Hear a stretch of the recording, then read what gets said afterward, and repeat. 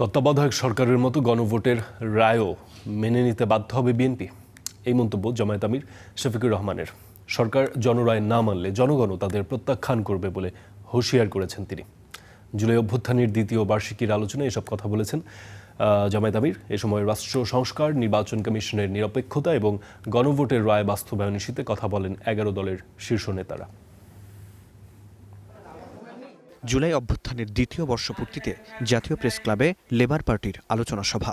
এতে জামায়াত আমির সহ যোগ দেন 11 দলীয় জোটের শীর্ষ নেতারা।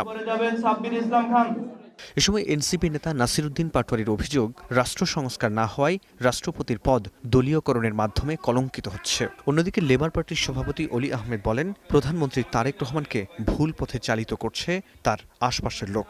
যদি সরকার এইভাবে দলীয় রাষ্ট্রপতি নিয়োগ দিতে থাকে, যেভাবে হলো শেখ হাসিনা ছাত্রলীগের একটা ছোট্ট ক্যাডারকে ধরে নিয়েছিল, বিএনপিও একই পথে যাচ্ছে, তাহলে যে রাষ্ট্রপতির যে পদটা হেড অফ দ্য স্টেট, এটা কলঙ্কিত করা হচ্ছে। আমি তারেক রহমান সাহেবকে অনুরোধ করব, দেরিতে হলো আপনার আশেপাশে যারা আছে তাদেরকে চিহ্নিত করেন। দূরের কোনো লোকের থেকে কোনো বিপদ হয় না, কাছের লোকের থেকে বিপদ হয়।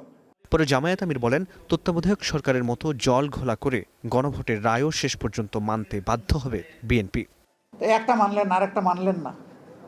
আবার সেই আব্বাস আলী খান সাহেবের কথাই আমার মনে পড়ে, মানবেন তবে অনেক পানি গুলা করে মানবেন।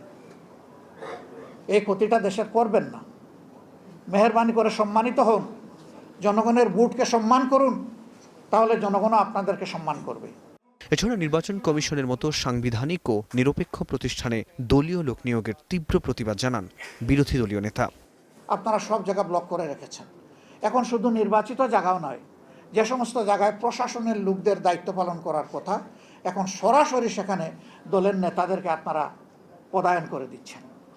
বাংলাদেশের নতুন নজির আপনারা স্থাপন করছেন। জনগণের অভিপ্রায়কে অগ্রাহ্য করা হলে জনগণও সরকারকে প্রত্যাখ্যান করবে বলেও হুঁশিয়ারি দেন জামায়াত আমির। জনগণের অভিপ্রায়ের দিকে ফিরে আসুন। ফরহাদ বিন নূর, স্টার নিউজ, ঢাকা।